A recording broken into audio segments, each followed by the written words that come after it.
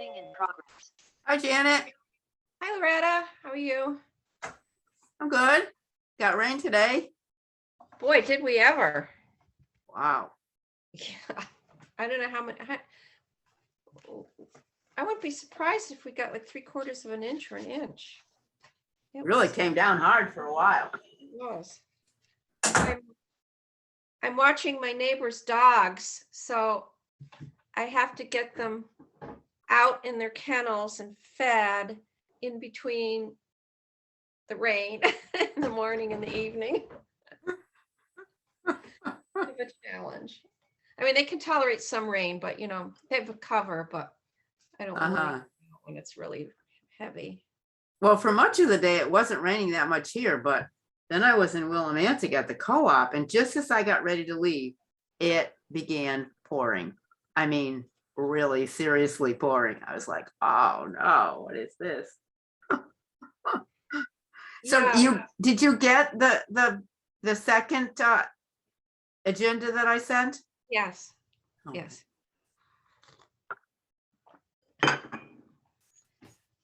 No problem.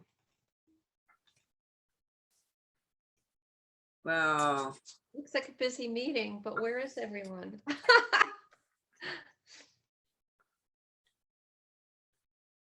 lots going on. You guys did well at the farmers market because there weren't that many people there. It was a slower day than usual. Yeah, well, Stephanie's really good about, she walks around and talks people into it. Uh-huh. She's very persuasive. Oh, good. And most people we asked said yes. Yeah. Everybody was in a good mood, so yeah, it was good. It was actually more positives than, well, which would be expected. There were more positives at the transfer station, but Yeah. that's Hi, Art. Hi, Art. Hi, Pam. You're looking a little different these days. Hi, Pam.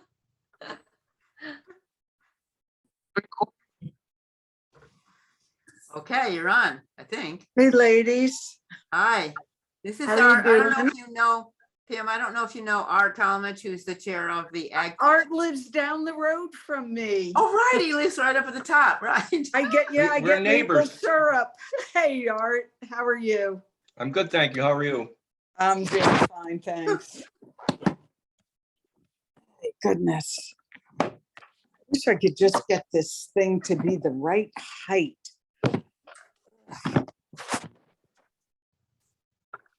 Sort of okay. Well,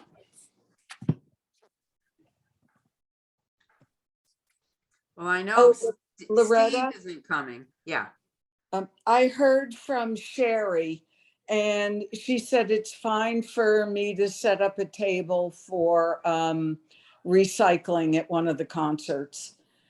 Oh, good. And I just told her this Tuesday night was not going to be, well, the 5th was Right. not going to be a good one.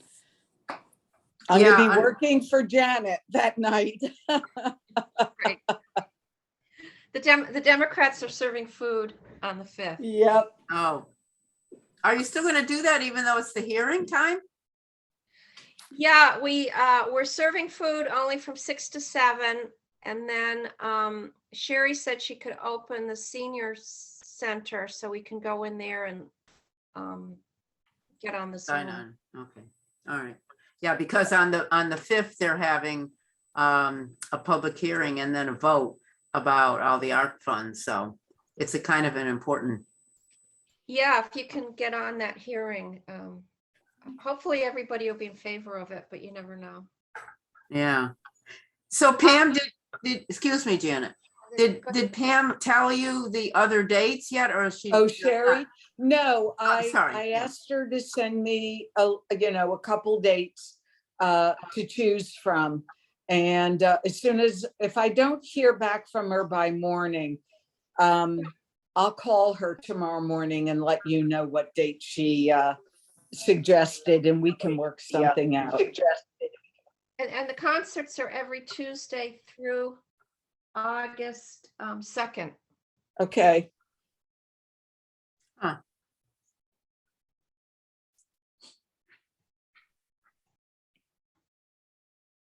Hi, Donna. Are you on? Hi. Okay, good. I don't know where Stephanie and Bill are. As far as I know, Stephanie and Bill and Gwen should be coming. She didn't say that she wasn't. I know Steve isn't coming. And you said Christine's not gonna be Christine here? had a conflict and she really messed up her wrist. Ooh, She fell and she was just not, apparently at first they thought it would be okay with just a cast on it, but it wasn't healing. So she just had surgery ooh, goodness. to repair it. But she's doing well. Okay, I'll keep my microphone on till the dogs snore, then I'll turn it off. Hmm. Gina, do you think you could call Stephanie and see if she and Bill are coming? That would be helpful. And then when we hear from them, we'll just start regardless.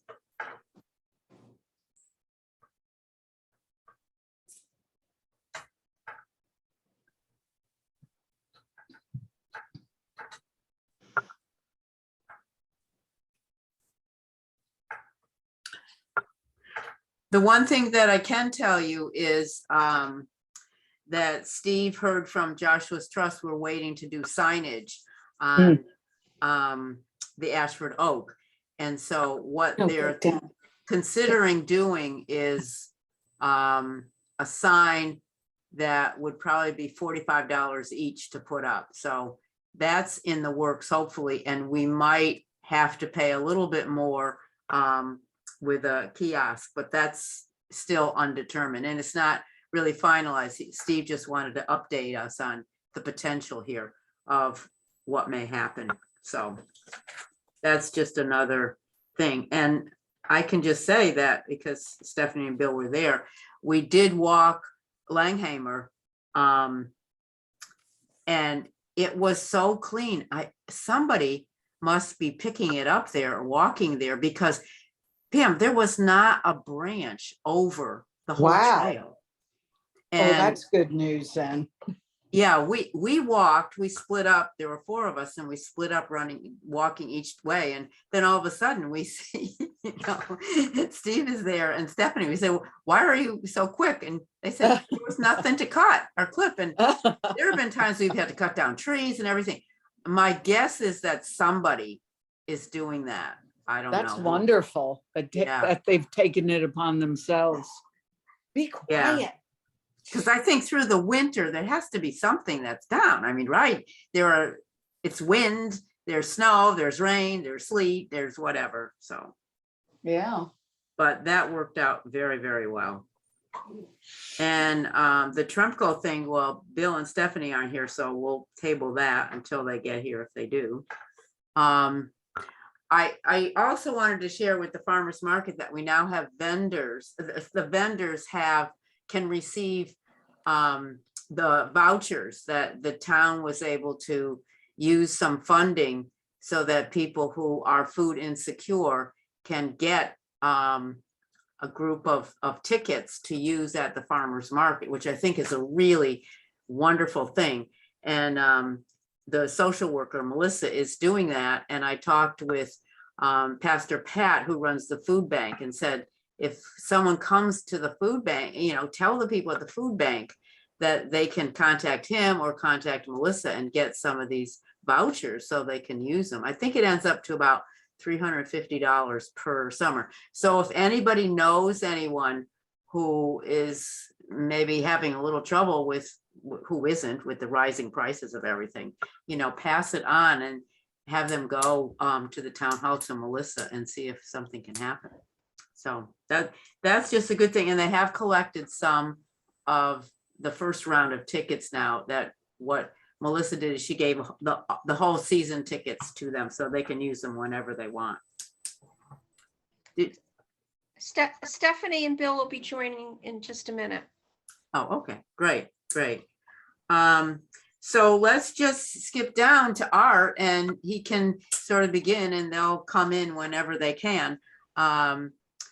I think that we've had a little back and forth contact with Art, particularly on some of the new things that are going on in agriculture and how we feel about it and how the Ag Commission feels about it. And we've also, I think the last meeting or the meeting before, we talked a lot about Cato Rock and what we thought was a good thing to do and what would be the best thing to do. And then we had a couple of folks come in and talk with us about their feelings about big time farming. And Luther came and talked with us, as did some of the people who were living around who felt very strongly against it. So we've had a lot of background. Hi, Stephanie and Bill. Hello. Hi. Hi, this is Art. I'm just introducing really Art Talman. She's just starting, so you didn't really miss anything. There's been a lot of interactions and thoughts at this commission anyway about what's our stance, what's important to us as conservation, how can we balance it out, how do we ensure that there's enough food and also that our resources, our natural resources, stay as healthy as they can be. So Art had suggested at one point that he come to a meeting, and then we had cross purposes and the meeting got canceled. So he's here now. And I think everybody got the information that he sent out from the Department of Agriculture about what's really going on in agriculture now and the costs and the problems and the new issues that are coming up.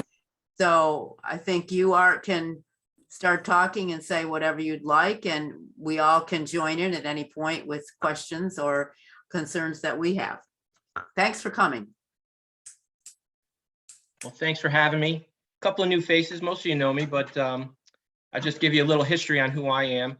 My name's Art Talmadge. My wife and I own Cranberry Hill Farm on Nagy Road. We're neighbors of Pam. I am a certified forester. I have been in the past a certified soil scientist. I first got involved in things here in town when Loretta approached my wife and I and asked us if we would get involved in the farmers market.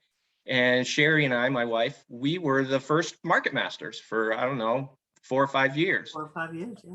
Yeah. So that's how we got started. And then a little while, somewhere around in that time frame, the Conservation Commission got involved with applied for entrance into the Advocate program, on which my wife and I and several other people, Loretta and several other people, sat on that Advocate committee. And we worked for a year with an advocate to determine what good things we could do for agriculture in the town of Ashford. And we did a few projects, lists of farmers, et cetera. But the thing that came out of that was the Ag Commission. And we were brought to commission status by town vote in 13 years ago. And I have been chairman of the Ag Commission for that 13 years. We here at the farm, we have raised heirloom vegetables. I make maple syrup. We've sold hay, we've sold saw logs, we've sold firewood. We do everything that pretty much a small farm does. We were selling at farmers markets at one point, up to 5 markets a week. That got crazy. We brought that down to 1 market a week and a CSA. And I think, Pam, you were one of our members of our CSA, weren't you? Yes. So now I'm semi-retired. I still make maple syrup. Still live here on Nagy Road. And so that's a little bit background on me. So the main thing was Cato Rock, right? That was leasing of the Cato Rock property for agriculture. So you want me to start in a kind of a broad view and bring it, narrow it down? Yeah, that would be great. Cato Rock. So can I share my screen, Loretta? I think so. All right, let's give this a try.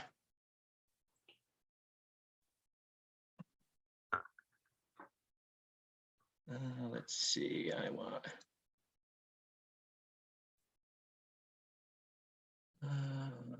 here's what I want right here.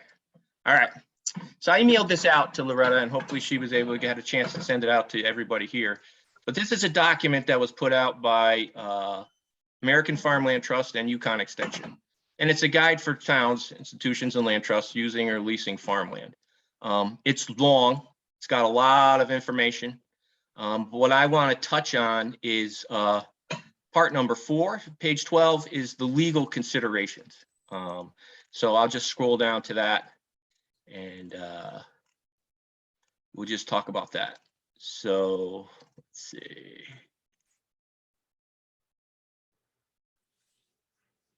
There's all different kinds of way. This document is very in-depth. So legal considerations. So Connecticut statutes, which is all of our guiding light, right? We got to follow the state statutes. Gives municipalities the right to lease lands. There's the statute right there. The second statute requires that the town present to the Planning and Zoning Commission the lease to gain a report from the Planning and Zoning Commission on the proposed lease. Several other things. The important part to that is that you need to refer to the plan of conservation and development with that lease, and that the Board of Selectmen can override the recommendation of the Planning and Zoning Commission on their recommendation. So, but there is another part that there are also some statutes that I don't have time to read the whole thing. There are statutes that protect farmers. If there are any deeds or liens against the town leased property, it protects the farmer leasing that property from the town from those liens. So it's so that's some of the important things that I just needed to touch on. So we were the Ag Commission was let's see, the Ag Commission was contacted by the Board of Selectmen for our input on the potential of leasing the Folletti property.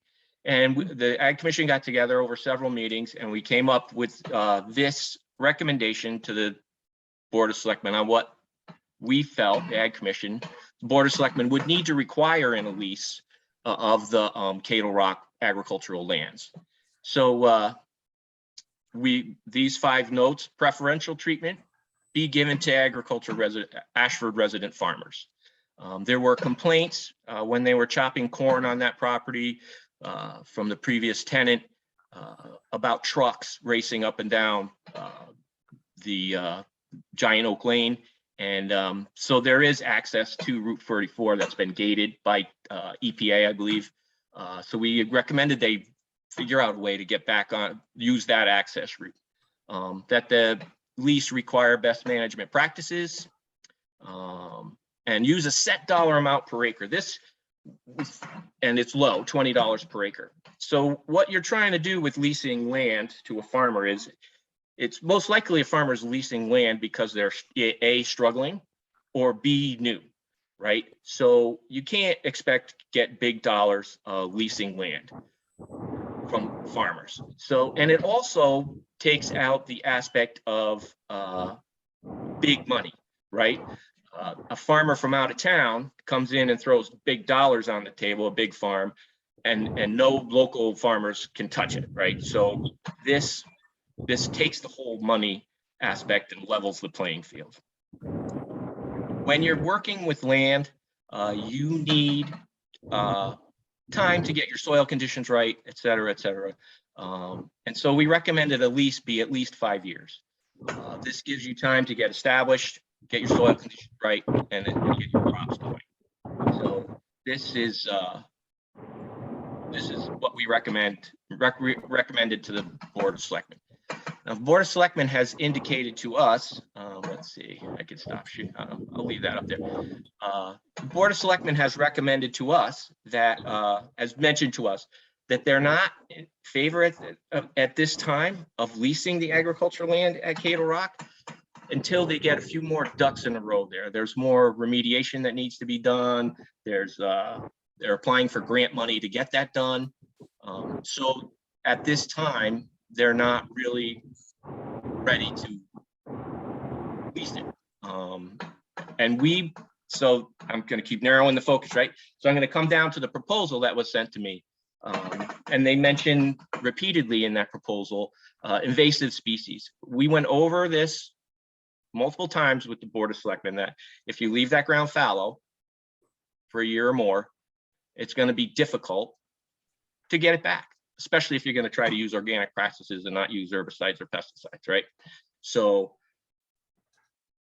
they're aware of that. They're well aware of it, and they rightfully so are concerned about future liability, right? They don't want to lease land for food production that could potentially harm someone, and they want to have everything squared away. So I also know of at least, well, there's two other people I know of. The original lessee of the land who grew the corn wanted to come back. It's probably too late to get in there and do a corn crop now. They told them no. Another person wanted to do it, and they've been told no by the Board of Selectmen. So I know this letter went to the Board of Selectmen that was sent to me, and I don't know if they acted on it or not. I don't have that information. Maybe someone else does, but so it's so Cattle Rock is a tricky situation. We were told, the Ag Commission, by the Board of Selectmen, that they would happily lease any other land that the town owns that could be used for agriculture, happily. So the lease process, as is outlined in the other document, is they recommend that you go to, well, you would need to, with municipal land, go to an RFP process, right? You would need to extend an invitation for, is anybody still reading the screen, or should I just stop sharing this documents? Is there? Oh, that's okay. Go ahead. All right, so it should go to an RFP process, right? And so if the town is going to go to an RFP process for agriculture lands for next year, 2023, we should probably be starting now, right? The request for proposals should go out. They would need to come back. Committee would need to be formed of whoever the town decides the committee should be made up of. As chairman of the Ashford Agriculture Commission, I have sat on Mansfield's RFP review committee to review they lease a lot of land, town of Mansfield does. And I sat on their committee, being I didn't know any of the applicants. So we would need to form some kind of committee to review the applications, the proposals. The people making the proposals would need to come in and do a in-person application. That's how Mansfield did it, I would think. And this proposal is all, this what I'm saying now is all kind of guidelines of what the town should do, right? It's not a statute anywhere. They do a personal presentation, and then the committee, then if there's multiple applications, they should rank them, right? Because if you're starting now for 2023, if your number one applicant in January breaks his leg and he can't do it, if the number one applicant for whatever reason cannot sign the document when it's ready, you need to go to 2, 3, 4, 5 down the list, right? You need to have backup because you don't have time to put it back out. So you would rank the applicants, and then one would be chosen. Now, town council would need to get involved with writing the lease, and then that lease would be, application and lease would be presented to planning and zoning. Planning and zoning would give their blessing or their not blessing, and then it would go back to the Board of Selectmen, and then the lease would be put in place. So how many months does that take? Meeting to meeting to meetings, got to be warned, got to go to planning and zoning. I mean, you need to start in July to get an application in place by January, so the farmer knows he's got land to work on the following spring. So that's how the process lays out. It's some statutes there are some statutory requirements that need to be hit, and to be fair, since it's municipal land, it can't just be a one handshake. Yeah, we like your application, you go right ahead. It needs to be a little more spread out and made accessible to all. So, so that's, happy to answer any questions on that Cato Rock stuff. We did a lot of work, a lot of digging to find out all this information. I had no idea the statute's even involved with lease and farmland, but So that's Art, just what do you, municipalities. So yeah, Art, what do you think about leasing the land for a year while this application goes through, to have somebody work the land so that hopefully they keep the invasives down and keep it easier to use when there's a little bit more known about what process is going to happen with this chunk of land? that makes absolute sense, right? Somebody should be in there maintaining it, mowing it, trying to grow hay on it, harvesting the rye and the rye straw. But it's we have gone over and over it with the Board of Selectmen, and they and it's in their hands, and they have, we think they should have leased it. We should have had this figured out when they first thought they were going to own the land. This probably process should have begun. But from the Selectmen's office standpoint, Cato Rock has been an anvil around their neck for years, right? And they're so close to the finish line of trying to get all their ducks in a row there that they're hesitant to do anything. And I fully understand that. I understand where they're coming from, and I fully support getting somebody on there right away. But it's got to go through the RFP process, and it's got to be, you can't just say, okay, yeah, your idea sounds good. No matter how good it is, it's municipal land, and everybody in town needs to have a shot at it. And if they wanted to put an RFP out that said, hey, we need to get in there in a month and or 2 months and start maintaining this, then they should, and then look at all the proposals, of which this would be one. And maybe nobody else wants to bother, right?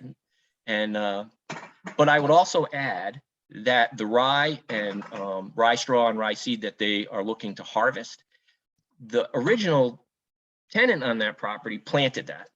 They spent a lot of time and money putting that in the ground. So if there was a crop to harvest off of there, in my mind, you might need to offer it to them first, right? Say, hey, you're going to come get this? I know you spent money doing it. Get it off of there, and so we can move forward. Or, and if they say no, then move it forward, right? But it's not as cut and dry as just saying, hey, your idea sounds really good, let's go forward. Because it is municipal land, because other people have invested time and dollars there. It's not that simple, and you really need to give everybody a shot if that's what you're going to do. At least even short term for a year. And we explained that. To the Board of Selectmen. We've been in a couple of meetings with them, but I understand where they're coming from. I really do. I mean, man, they just want to get this taken care of and be safe, right? And so they've also, I don't know if you saw the press release. They released a press release that there are going to be upcoming public hearings on use of Cato Rock, and everybody's going to get a chance to put their 2 cents in. So I think they're also hesitant to make any commitments until they hear from everyone. So they've heard from the agriculture community. We are 100% lease that ag land. And if there's any more ag land that can be reclaimed, lease that too. And we're ready to help them do it whenever their Board of Selectmen is ready to move forward. We've provided them with this document, which covers every base that you need to cover.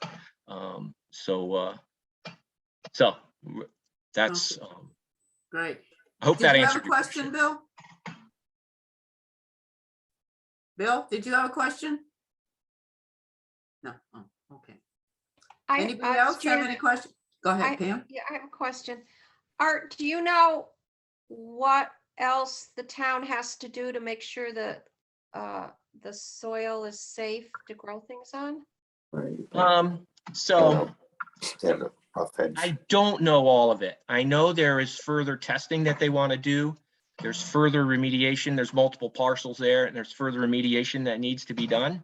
So I'm not 100% sure. I do know that on the town website, they go in depth to where what the status is of Cato Rock, and they did post that. I didn't read it. My wife read it to me, and the press release regarding what they want to do going forward. And I believe there's going to be an article coming out in the July Citizen that outlines everything going forward. And they're taking small steps, rightly so. You know, I do know, this is all hearsay, right? That Right. some of the engineers have said the groundwater is not contaminated.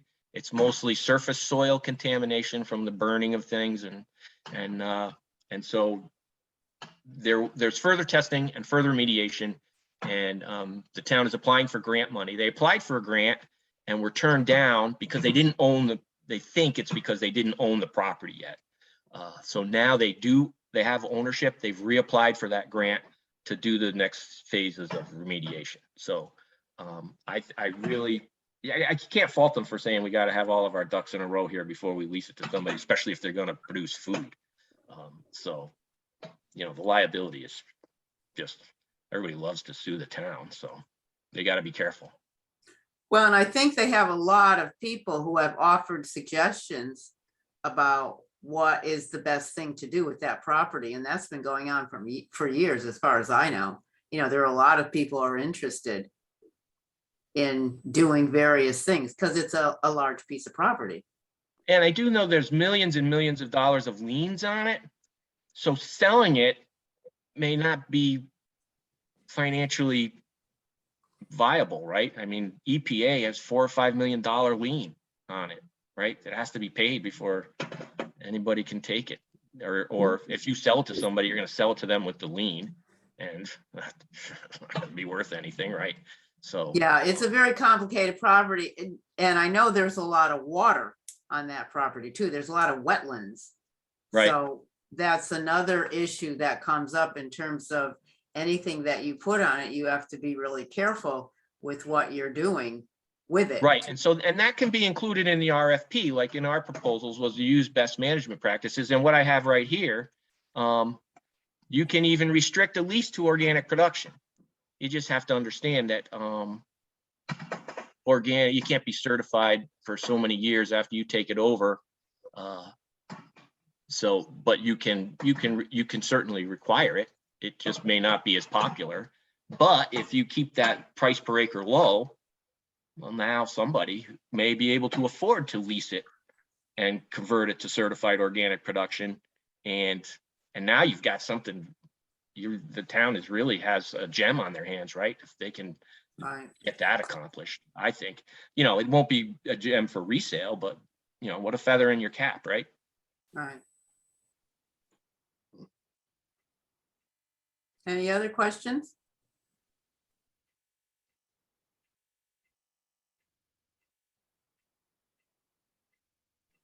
Did I overwhelm everybody? Was that too fast? Sorry. I think, Art, also the other thing, and I think you kind of touched on it too, is the changing face of agriculture and what is the future of agriculture and what is it going to look like, and how do we work together to keep farmers in business and not to overwhelm our natural resources, but find some sort of balance. I know it seems like part of the nature of agriculture right now is to have bigger and bigger farms, for instance, because that's the only way you can make money. And as you mentioned several times, I mean, the cost of land is astronomical. And I think that was in the brochure that you had there too, of, you know, buying a farm is pretty impossible right now for most people. But you know, we had the situation here of one of our farmers wanting to put up some very large structures. And so I think all of us on the Conservation Commission didn't quite understand what that was about and what it would do, and saw it, you know, maybe as more harmful than good. And, you know, just I wanted to get some of your thinking about best ways to go with all that, or what you think about it, and how, as a commission even, or with dealing with the other farmers, how all the other farmers deal with how to manage the changing face. Everything is changing. The climate is changing. You know, last year, most of our farmers market people lost a couple of crops because of, you know, the climate conditions. So, and that seems to be the trend of what we're going in. And so when you lose a crop, it's pretty financially devastating. You don't have that much of a margin anyway. So, you know, we're here as a conservation commission, and we're also dedicated to helping farmers and making sure that we stay, you know, forested and agricultural, because that's our history. So with that being said, I'm just wondering what kind of thoughts you could share with us about what your thinking is, and what other farmers in town are thinking about, and what kinds of things are they looking to from us about all this. So it's, man, how much time you got? 5 minutes, Art. 5 minutes. All right, I'll have to talk even faster. So number one, farmers need to be financially viable, right? They need to not only be environmentally viable, they need to be financially viable.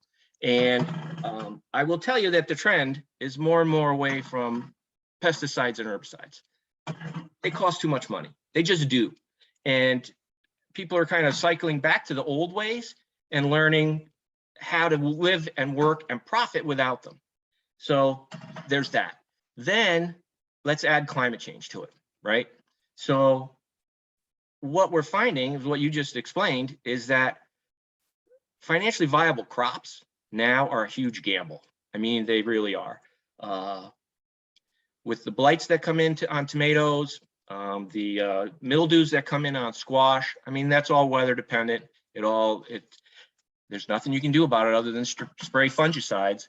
It comes in on the currents, the weather patterns, and it moves across the country. You can go on websites, ag websites, and follow it, right? And so I'm already seeing powdery mildew on some of the squash plants I have.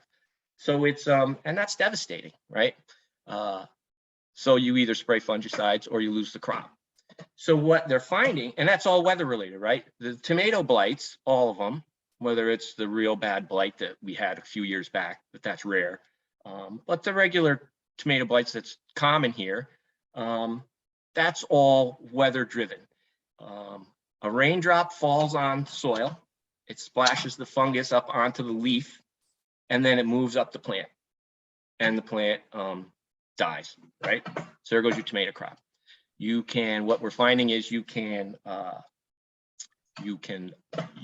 mulch, which stops that splash, right? So now you've slowed it down. But we now have our weather. When I was in college, I had a professor explain it to me like this. Climate change, when you see it, the temperature change on the graph will be almost flat, right? Slightly up. Precipitation and wind is going to be normal on a curve like this, up and down.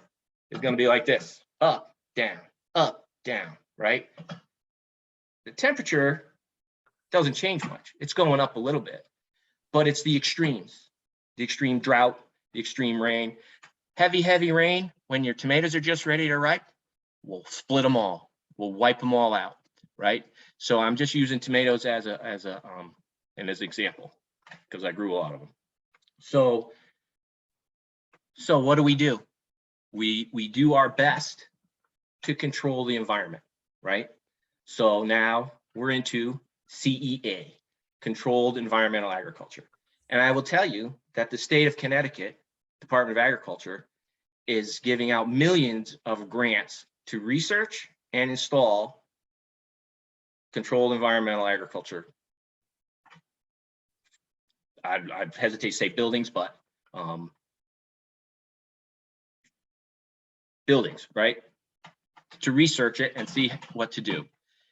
It's a matter of scale, right? So now everybody's, what was proposed here in Ashford is relatively big, but it's on 100 acres or more, right? So its footprint on that farm is small. its production will be big. And it collects its own rainwater. It works on some solar power, right? And so it's concentrated agriculture in that one build out building, which isn't all, there's outdoor growing areas in between these buildings. It's not one massive warehouse, right? They use the sun and a little bit of plant science. People were concerned about lights. Plants need 8 to 10 hours of darkness in order to complete their chemical photosynthesis cycles, right? So 24-hour lights is you're not doing your plants any good. You are actually slowing down the physiological processes within the plant. So your production is slowed. So the lights will get turned off, right? But you do need 12 to 14 hours. So in early spring, lights may come on early in the morning. They'll go off during the day and use the sun, and then come on for a few hours in the evening, and then they'll go off because you need that 8 to 10 hours of dark, right? So light pollution is not an issue. If you were to grow the equivalent amount of lettuce that one of those buildings could grow, you would be using 4 to 5 times the water pumped out of a well. The proposal for Ashford, I believe, recycles its water. So it's collecting rainwater, and it's highly targeted, right? It's not a sprinkler going 24/7, pumping wells sprinkled throughout the farm, right? So the water it uses much less water than a similar area of conventional growing, right? So controlled environmental agriculture is not the big demon that people have portrayed it to be. It's actually, if the climate continues to change, going to be necessary to feed us, right? And now let's add fuel, right? And let's look at climate change in the breadbasket of California, where all of our lettuce used to come from. It's a desert now. They have no water. They're in one of the worst droughts ever, and they don't think they'll ever come back from it. Lake Mead, right? Where's Lake Mead? That was part of the powered Hoover Dam and provided all the power to Las Vegas. It's almost dry. So now let's add diesel fuel at $6 a gallon. You can't move. You think inflation is bad? Let's stop growing our food here and try to move it in from the Midwest or Florida. Can grow all our food somewhere else. You think it's expensive. It's just going to get worse. And even here, our own tractor guys, the price of hay, and people who locked in their hay prices last summer for this year are some of the luckiest people in New England, because a $5 bale of hay now is probably going to be close to 12 or 15. And how's a cow farmer going to feed and a dairy farmer going to feed their cows at $15 a bale? So there are so many costs, and there's so many balls in the air, and they're all fighting against the easy production of food, simple, low cost production of food, that this is where we're headed towards, right? They're making massive buildings for people to house their cows in. Look at the feedlot. How many cows died in the Midwest in the feedlots? Tens of thousands, right? What's that going to do to the beef price? You better contact your next door neighbor farmer and get a side of beef if you want to be able to afford it this year, because that's just tens of thousands of cows died in the 100-degree heat on those feedlots. And that's all climate, and it's going to keep, and the climate is not going to go backwards. It's not going to stop. We have to be able to control it somehow. So if those cows had shade and been on grass, they would have survived. It's just if they had I don't know if you ever heard of Farm Tech. They are a company out of Windsor, Connecticut, and they build these massive soft-sided structures that are huge. They can cover several acres and a shop. If those feedlots had been under those covers and maybe had some fans, which would have been a massive structure, right? Massive. Those cows would have survived. And and your beef prices wouldn't be skyrocketing through the roofs. So there needs to be some balance, right? We need to understand that the climate is really messing up our food production, and we need to use some sort of controlled environmental agriculture. And they're going to be on the larger side. But what we find is that as these things get rolling, 3 or 4 get built, the science evolves where they can start to scale them down, right? So you can now produce the equivalent amount in one of these bigger ones in 5 years, 4 or 5 years from now, you maybe will cut that by 20% because they've updated, they've improved their technology and their water handling methods, and they're able to produce the same amount of stuff in a smaller space. So, but it's controlled environment agriculture is coming, and the state of Connecticut is, I won't say pushing it, but they're supporting it, because the state of Connecticut has always been on the ball as far as agriculture is concerned.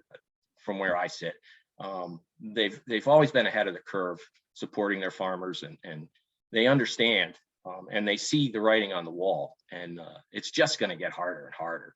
And so now we'll move to the financial aspect of it, right? So a farmer, like I said earlier, needs to be able to be profitable, right? They work just as hard as everybody else. They shouldn't get a paycheck at the end of the week. So right now, I don't know how many of you may have been at the Planning and Zoning Commission meeting where we discussed the proposed building size regulation. I told about how I, as a joke, on April Fool's Day, I did a post on social media that my farm was for sale, and I asked $1.25 million for it. I thought that was crazy. I had people that were interested in it, and so that, right? So that is where we need to be as a town. A guy like me, I'm your worst enemy, right? I have spent 20 years on this farm. I've put every blood, sweat, and tear and penny I have into this place. And when I'm ready to retire from farming, this is going to go up for sale, right? And I have no children. I have no family who wants it. I have to pass it down to a next generation. This is my 401k. And when I go to sell it, I'm going to take best offer, right? And I'll tell you right now, it's worth 3 times what I paid for it on the books right now. So I'd be winning if I sold today. So what the town needs to do is they need to make it level the playing field, right? When I sell my place, you want it to be just as popular, just as popular to a developer as you do to another farmer, right? So if we have so handcuffed farmers that they can't make money, then who's going to buy my farm? Who's going to buy it? Won't be another farmer. It'll be a developer, right? Because that's where the money is. And you've now lost 20-something acres bordered by Yale Myers Forest, mile of frontage on Nagy Road to 5 or 6 houses, right? So what does that do to the town? Well, so that now we talk about cost of community services. Everybody know what those are? So cost of community services. There's pretty much 3 types of property in a town. There's residential, commercial, and farm, forest, open space, right? So commercial pays its way in a town because it's taxed so heavily, right? Residential, big loser, right? You can't make money as a town on the taxes for what you pay for services to that residential house. Lose money every time. And this has been proven in study after study after study. And it doesn't, the curve doesn't come the other way until you're over $1 million of appraised value. $1 million. How many $1 million houses are there going to be built in the town of Ashford? What's our mill rate in town? 30 something, right? I'm not sure exactly what it is, something like that. You know, town of Wellfleet, Massachusetts, you know what their mill rate is? It's like 4. You know why? Because their houses are all worth $4, $5, $6 million. They have a full-time police force, full-time fire department, all top of the line schools, all paid for through tax dollars, because that mill rate at 4% on a $5 million house pays, right? So you can't, so you need to make sure that farm is just as popular as a subdivision. And you do that by allowing farmers to be profitable. And that will, and it's just too easy to sell to a developer. It's just too easy. And that's where you guys don't like me, because I'll sell to a developer if the price is right. And I know that's what you don't want to hear, but I don't have any heirs. No one wants this place, as far as I know. Hopefully when I sell it, it'll be worth it as a farm, just as worth it as house lots. And so that's why you have to, this financial viability of your farms. And there are at least 4 right now in town, make my farm look small, where they are where I am, just about ready to pull the plug. I'm not going to name any names, but I know that, and these are big and highly developable land, that if these farms sell to a developer, it's going to be highly difficult to the town. It's just, the mill rate's going to go through the roof if it goes to houses. It just is. And that's where, I mean, dollars and cents wise, let's not even talk about the environment. Let's not even talk about climate change. Let's talk about maintaining our farms as farms. They need to be profitable. They need to be able to stay a farm when that time comes, when there's no kids to take it over, when there's the only people knocking on the door are developers. You want a farmer knocking on that door, and they need to know that they're going to buy that place and be able to make money and get a return on their investment. So that's, geez, sorry for bad news, but yeah, so I don't know. I'll ask any I don't questions. think it's necessarily bad news. It's just understanding the viewpoint and what you're talking about, and getting clear about what has changed in the world and what's the reality now, and what is it does the town really need. I remember when I was talking to Joan Nichols, she said Connecticut has to decide whether they're going to support agriculture or not, because if they don't, agriculture is going to leave, and we're all going to be a lot sadder because of that on so many levels. So I think it is really what you're talking about is, how do we find this new balance? You know, I think the town in the past certainly has supported agriculture. I mean, they, supported us looking at how to develop agriculture commission. They've supported you being the commission and all that, and talked about a lot of other things. I don't think we have a right to farm, but I think that's because it's a state statute. So there is a state statute. It's a right to farm statute, but right. The very last sentence of the statute says subject to local regulation, right? So it's not a blanket. So it gives the town the right to do that. And the Ag Commission has talked about doing a right to farm ordinance, but we had a lot of irons on the table. Then we lost a lot of members, and members passed away. And my struggle this whole past year has been getting membership back together so we could get back to work, and COVID, and so it's just, we wanted to do the tax abatement stuff, and that's still on the back burner until we can get our feet back under us. But so yeah, and I'm 13 years. I'm ready for a new chairman of the Ag Commission. 13 years. You know anybody? Let me know.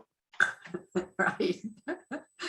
Yeah, and I think there's a lot of truth to that. Of we need new blood in here, but I think this whole concept of educating people, and you come, yes, from a different perspective, but I don't think ultimately our goals are different. You see? No, they're not. When I mentioned that cost of community services, I think our goals are spot on together, right? They're right there, and we just need to figure that middle ground. So just to touch on some things that were batted around in Ag Commission meeting, and nothing was really done with it. And as far as the community, the CEAs are concerned, we chatted about doing something that might be a percentage of land area, right? So let's just say you have 10-acre farm and so there's already statutes that are out there that allow this type of land area type regulation, and it's the primarily the 490 regulations on forest land, and you're allowed under those to have 10 acres or more in forest in multiple parcels, and you can combine those multiple. They can be in any town in the state, and you can combine those parcels together to be an aggregate of 25 acres and get them under the forest land tax classification, right? So, so kind of using that as a base, we wasn't even, I hesitate to even say anything, but we talked about using that as a model, right? And so you would take a land area and say, you're allowed to build out certain percentage of that land area. So if you have a 10-acre farm, the way the statute reads, if you have your house, whatever the zoning house lot regulation size is, you got to take that out. So we're 2 acres, right? So you've got 8 acres. So let's use the number of 25% on that 8 acres of usual land. You can now use 2 acres of that 8 to build agricultural structures, right? Multiple buildings that add up to 2 acres, 80,000 square feet. One big building adds up to 80,000 square feet. Now you've got a handle on it a little bit. You know, you're not going to see massive buildings stuffed on small lots. But that's, you know, 40,000 square foot building on a pretty big building. That's an acre, right? So that would allow a small acreage farmer to probably turn a profit and not chop that 8 acres, right? 2 acre zoning. Mhm. You technically could have 4 more houses on there. So, so now you've kind of you've kind of changed it a little bit. You have 100 acres, 25%, that's 25 acres. That's big, but it's still 25%. And it's of 100 acres. You still got 75 acres of open land. And you got to stop, right? That's where you stop. You can't keep adding these things on. So, but another thing that following the state statute is, so we would apply it just to town-owned properties, right? Town-owned parcels, because it's the town. So now you could turn and say, all right, so if you are a farmer and you own multiple parcels, right? And the aggregate is 100 acres. If it's multiple parcels, you can't say you can take 25% of that aggregate and build it on one lot. You might cover an entire lot. But you would throw out the carrot of, if you were to take all those parcels and put them under conservation easement, now you would be able to combine them all and build your 25% of buildings, because they're all protected now, right? You can't say, I've got 100 acres, I'm gonna build 25% of buildings on this 10-acre piece over here, and then now I'm just gonna sell off all the rest, right? Well, you've kind of taken advantage of the rule. So we make it so you can't. Make it so they all have to be protected, some sort of conservation easement, so they're not developed. That's just an idea we batted about. It was never voted on formally. It was nothing that was ever proposed to anybody. It's something I kind of like, because now you've allowed farmers to build out and be profitable. You've protected land, maybe, right? Maybe somebody with 100 acres with 5 20-acre parcels, 2 50-acre parcels says, all right, I'll protect all my 100 acres and I'm going to build out my 25% over here. No, not, seems like a lot, but it's not. I mean, you've protected double what you've developed. So just thinking off the top of our heads. I'm not sure if Joan Nichols has come to was she going to speak to the Planning and Zoning Commission or something? Did she ever come? And no one knows. I never heard either. Can't hear you, Janet. You're muted. I keep reviewing myself. No, she hasn't come. She's supposed to have been asked. I don't know what the status of it is. Or-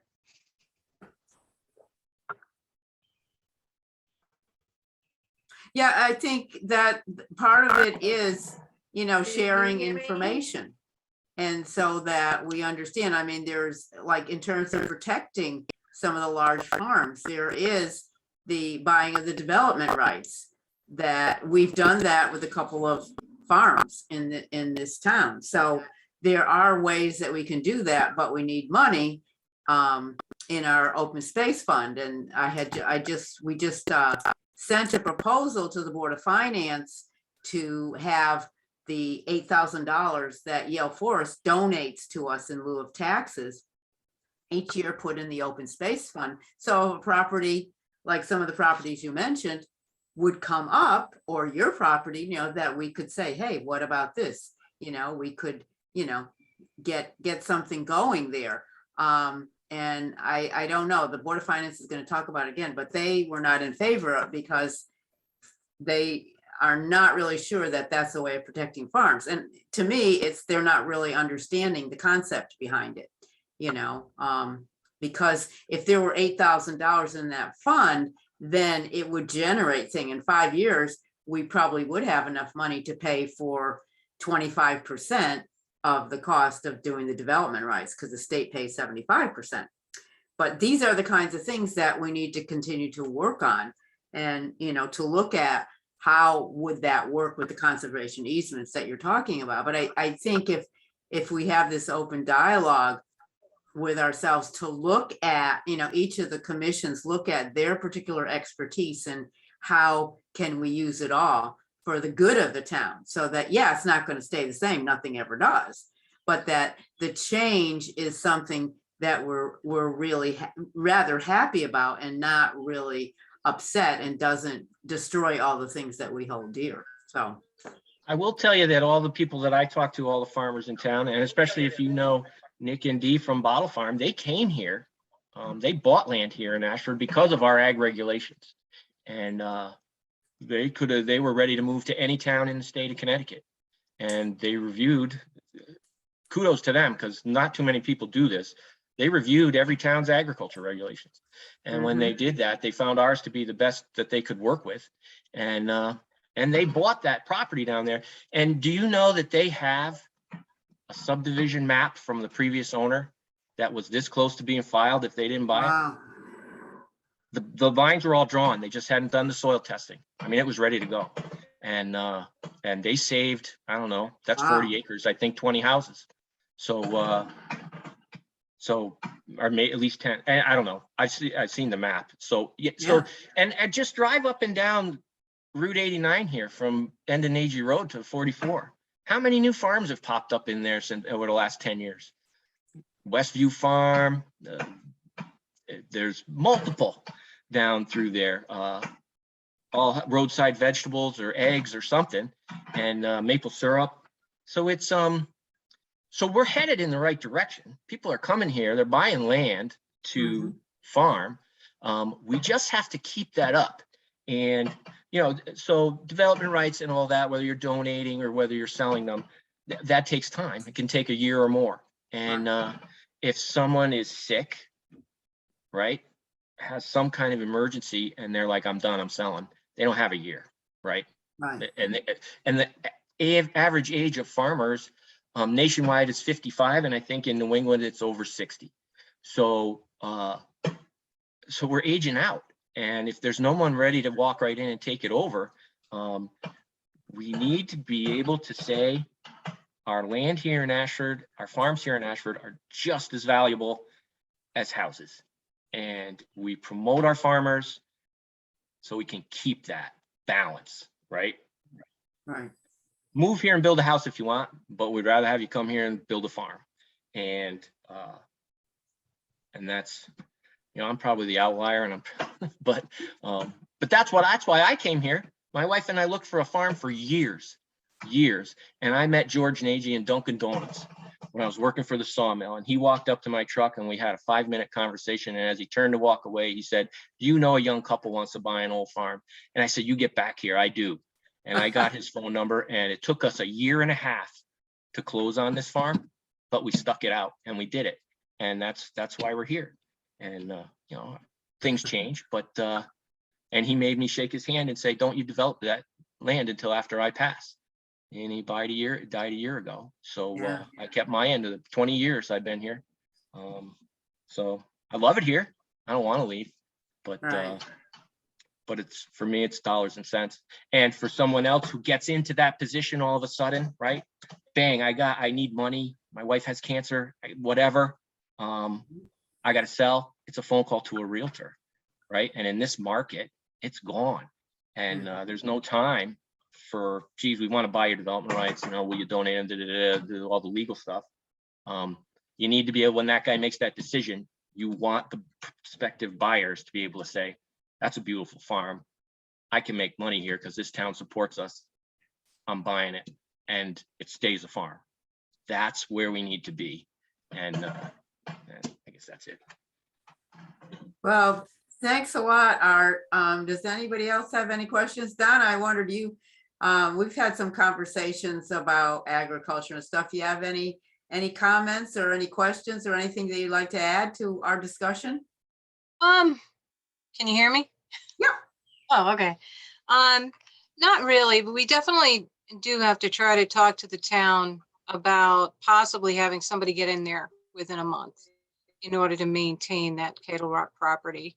I agree with a lot of aspects of what Art said, and the humidity levels for that rye will be prime in about a month.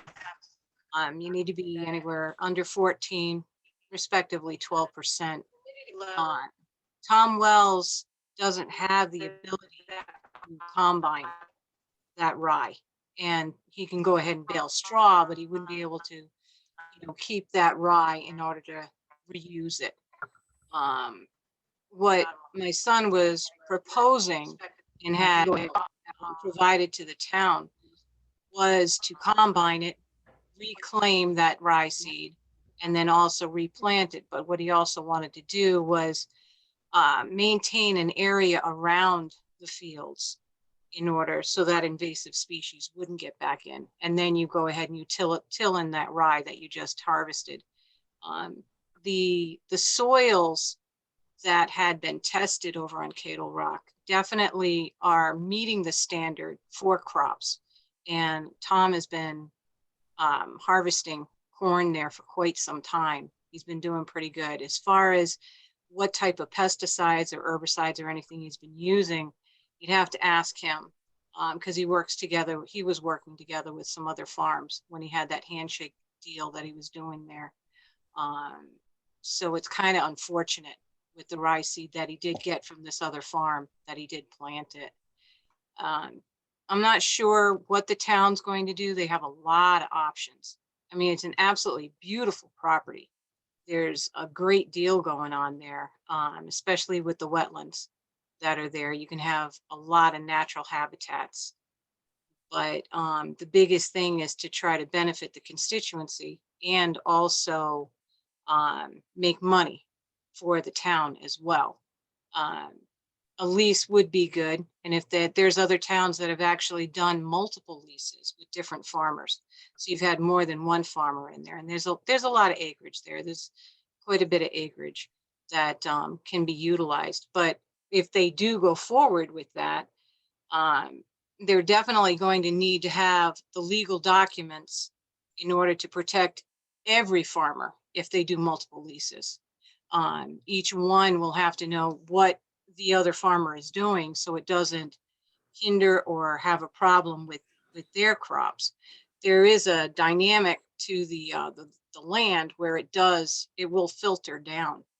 And so whoever's in that lower field, when you go in off of Giant Oak, there's an entry level there where the bridge had washed out during that flood storm that we had. That's a lower field. Anything on the upper area would definitely filter down to there. So you definitely would have to think about that. The entrance off of 44 the town actually put in that, that gate there. The two mafia blocks on either side and then the gate on the DPW actually put that in there. When you go in and you go up, there's like a building over on the side, which definitely would have to come down because that is definitely a liability for the town. Anybody who would go in there, if they could definitely get hurt in there. And then the way it goes off into another hill area, and then there's another crop area. You could actually have 3 farmers in there to be able to do something. But Art's 100% right that if you have a farmer that goes in there and they wish to do horse hay, definitely requires a lot to be put into the land to make it what is deemed necessary for the hay for horses. The rye, combining the rye, and then you have the straw. Anybody could use that for bedding or mulch or anything like that.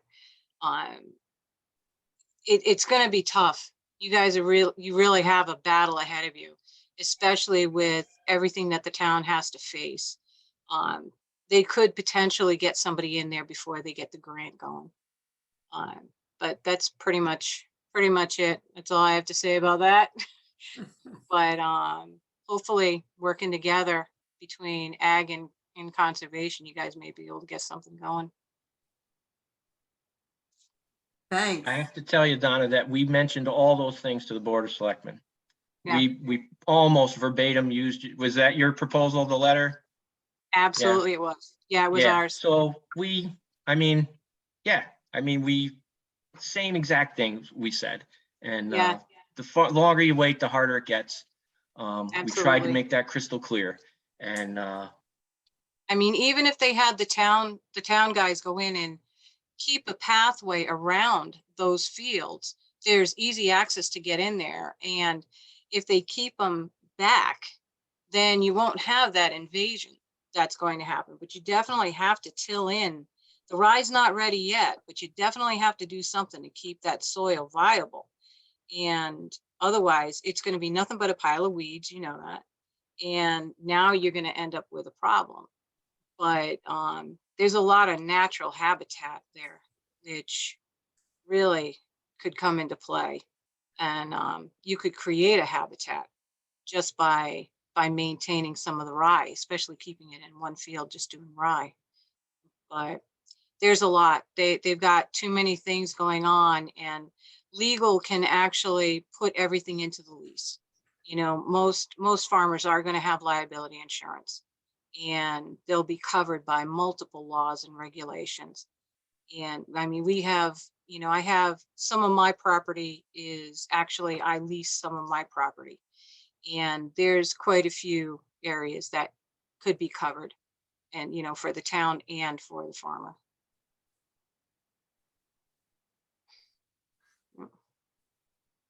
Well, I think we've gotten a lot of information and a lot of understanding about what goes on with farmers and what's happening. And I think this whole educational process is a good thing, and talking together is a good thing.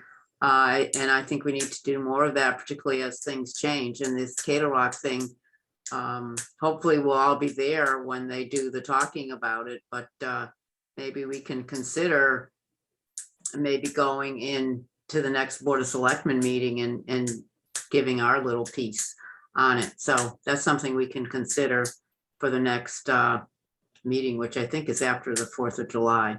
Not sure. I can check, but great. I appreciate your coming, and hopefully we can stay in touch. And happy to come back anytime. great, let me know. that's great. Yeah. And thanks a lot, Donna, for your input. And we'll be in touch. All right, take care of yourselves. Okay, bye-bye. Bye-bye. Okay. Thank you. Thank you, Art. So the only other thing I believe I have for tonight is Jennifer sent a quite extensive email about what the Pollinators Pathways are doing. They just had a very successful pollinators talk at Westford Hills, which Janet attended, and Jennifer said there were 68 people who came, which is amazing, and very successful. Even though it was very hot, as I understand it. Stephanie and Bill were there too. Oh, okay, so 3 of you were there. Pam was Okay. there Pam was there also. also. Pam was there sitting right in front. We all were there. I was the only one missing. Okay, all right, well, my bad. Where were you, Loretta? I was actually doing a workshop. I So, didn't which see was you, something I've been- Stephanie and Bill. I We don't were know how I sitting missed you. Half of you. Oh, Was you it- were. Oh, my God. Okay. So the other thing that Jennifer's group is doing is they have native plant seeds at the library, and they've already restocked them one time. So apparently that's doing quite well, and people are taking advantage of that and being able to plant, hopefully, native plants so we can invigorate these bees and other pollinators. And they've talked with the Ashford Post Office. They have agreed to put some native plants in the post office in that front area, which always looks beautiful, was going to be even more beautiful, and they'll put up a pollinators pathway sign, so that'll be really great. And the little medallions that we bought year before last year that says pollinators pathway or something, she has given out, let's see, she gave out 21 and now has, I see. Yeah. There are 14 registered properties in Ashford of people who are having pollinator pathways gardens. And out of that, there are 21. Now, that was how she started. Now there are 21. And there are 12 more people who came to the event and committed to doing pollinators. So that's pretty successful, if you ask me. They have developed relationships with the Garden Center, Foster Hill Farms, and Westford Hill Distilleries. And they've begun discussion with Sean Patrick about providing native plants in the area and information. And I know when she first talked to the Garden Center, they were very receptive, which is great, because that's what we need to, when people go to garden centers, they're going to look at, oh, these has pretty flowers, but they're not going to ask whether they're native or not, whether they're invasive or something like that. And so the more we can put out native choices for people, I think that can really help. And also she's gotten some requests for site visits. So she has. Well, Loretta, she actually came to my house a couple weeks ago. Oh, really? I had a berm in front of my house that I had stripped down to bare rock, and it created probably 6 to 8 feet in front of the rock that I want to put a big pollinator garden in. And then I was talking to one of the ladies from the garden club.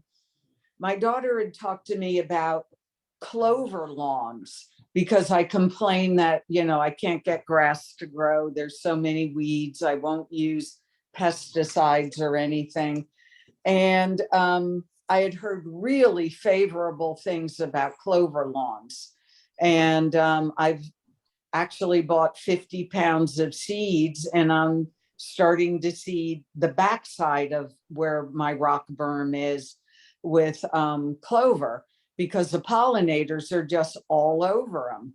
And it was a brilliant idea what I found out about clover lawns, and I was very excited about it. So anyway, it was great. Jennifer was awesome to come to my house. Wow, that's great.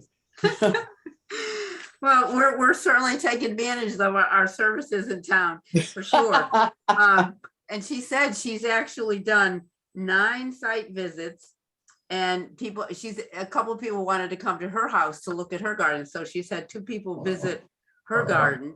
She's also gotten a request from Joshua's Trail to the steward there, who wanted some help with maintaining habitats at Biles Sanctuary. So I don't know. I think she's really doing a dynamic job with her I think she has three people on her committee, but she's doing a lot by herself. And they'll have an information table at the Arts Council show, a plein art show at Westford Distillery. I think it's the July 9th or July 10th. And I think also they're going to have a table at the concerts at some point. So I was pretty impressed with all the work that they're doing, but also I'm pretty impressed by how receptive people in Ashford are to all of this. And again, you know, getting back to what Art said of, you know, people supporting agriculture and taking care of the land, and how do we best take care of the land given what's going on now, particularly like things like what he talked about, which is true, we all know it, climate change. So I've been pretty happy with all the stuff that's going on, and hopefully it'll all continue. So does anybody else have anything else? I had put on the agenda something about summer programs, but it seems like we've got some programs going, and Pam for sure is going to be at least at one of the concerts to sort of continue education about waste and how can we eliminate a lot of the waste that we generate, because it costs us a lot as taxpayers. It costs us a lot. And I think there's another, you're doing something, aren't you, Janet? The Democratic Town Committee is doing something in August? Or is it the end of July? We're doing a fundraiser at Westford Hill Distilleries on August 20th, but not anything about waste. Mhm. Yeah, no, I know that, I'm aware of that. And we're serving food on July 5th at the concert in the park. That's going to be the first concert of the season. It'll go through August 2nd, the Mhm. concert. So it seems like there's really a lot of stuff going on.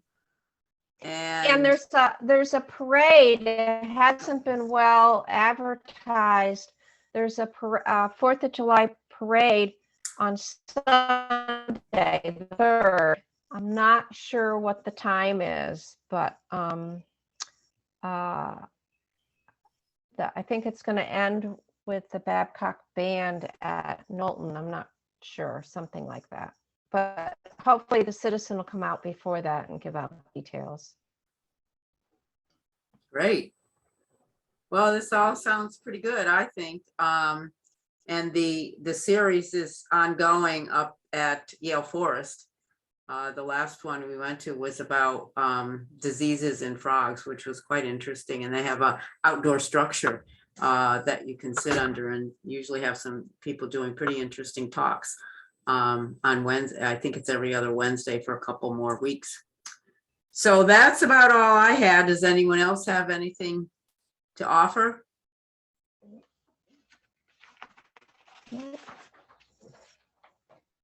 Luther, I noticed that you're on. Are you there?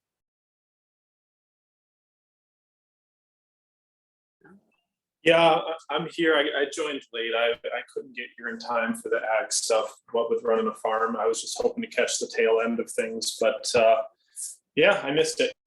Oh, well, it is recorded, of course, which you know, so you can listen. Art gave a pretty, I thought, extensive understanding of where we stand with agriculture and the need for controlled agriculture, environment, agriculture and everything. And I thought gave us tremendous amounts of information about what's going on and why farming and agriculture is changing, and how important it is to get the support of the town in doing certain things. So yeah, that's available to you, or you could just talk to Art about what he felt or what he thought about it. But I'm glad that he was able to attend, and he's ready to come back at any time to talk with us. We did talk a lot about Cadle Rock and the question of invasives, and how is the town going to protect the onslaught of invasives, which are intense and particularly there and happen very quickly and are really happening. And it could cost the town a tremendous amount of money to manage that problem. Yeah. All right, fair enough. Issue. All right. Okay, well, thanks a lot, Luther, for coming, and thank you, everybody. Have a good rest of the evening, what's left, and we'll meet again in July. I guess you'll be gone then, Janet, right? The fourth Monday of July? Yes, I'll be gone. All I right, will be gone. okay. All right, okay. Goodbye, Good night, Gwen. everyone. Bye. Thank you, Bye-bye. everybody.